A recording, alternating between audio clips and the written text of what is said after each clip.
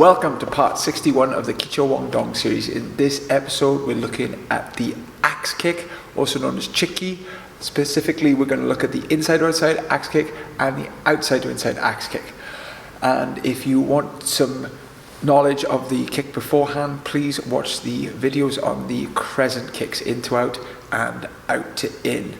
So basically, to warm up, you need to be quite flexible in your hamstrings. I'd say doing a stretch kick a couple of times. I have a tutorial on this video as well, just to get your legs warm, because the axe kick takes a lot of hamstring flexibility. In order to do this kick, you basically take the leg up in a stretch and then use all your weight and your hip to bring it down in a straight line.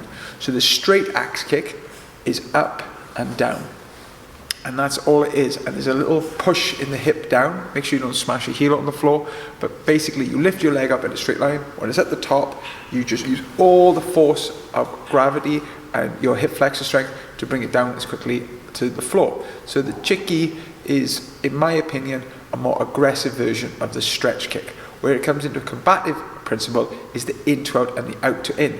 So quick side note, when I was first learning this kick, I got the stretch kick and the combative kick confused, and I would lift my leg up straight in a circle and then bring it down, which would make the kick very slow.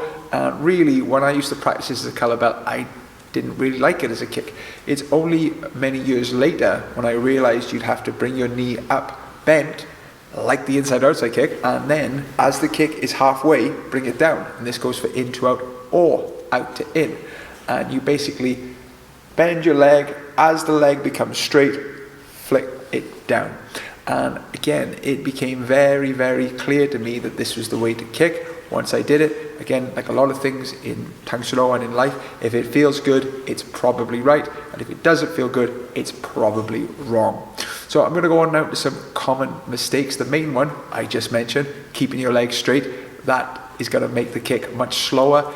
It's fine for stretching out, but for combative purposes, it doesn't work at all. The second common mistake is looking down. As you're kicking down, you tend to look down. Well, if you look down, then you're not going to see where the kick is going, your posture is going to be bad, and the kick won't work. So make sure you keep your head up. The other thing that I see is accuracy. People bring the kick up and the kick goes to the left or to the right too much. Try and make it go down that center line. Again, stretch up and then into out axe, and it should be on the straight line, and that will make it more accurate. So once you believe you've got the technique down, it's important to do a few tests. The first one is a little drill that my instructor taught me, where a partner holds out two arms, or you could have two noodles or two pads, and then you do a figure of 8 through the middle.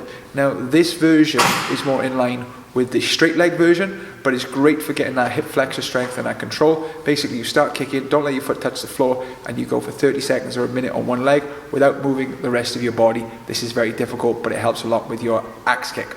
The next activity is to try and get your kick as high as possible before you axe down. If you think about most kicks come from the floor, you want to come all the way from the floor to your target to get the most power.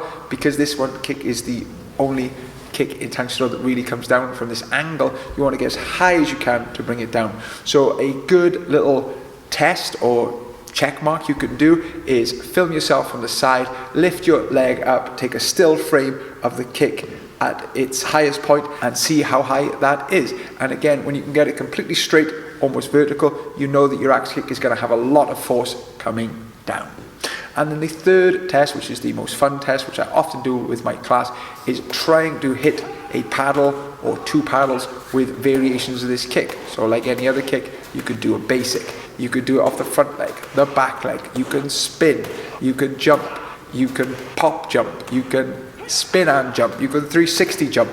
There are so many variations, and being able to hit the paddle with the axe kick, to me, in my opinion, is the most satisfying kick in the world to land on a paddle. And when you can get that, you know that your kick is very accurate. Thank you very much for watching this video on the Chik Ki tutorial, the axe kick. I hope you've enjoyed it. Again, in to out or out to in, the same mechanical principles are the same. They kind of go hand in hand. For more videos like this, please like and subscribe to the channel, and leave comments below if I've left any kicks or other techniques out of this series. Until next time, Tang Soo. You were very good then, Dan.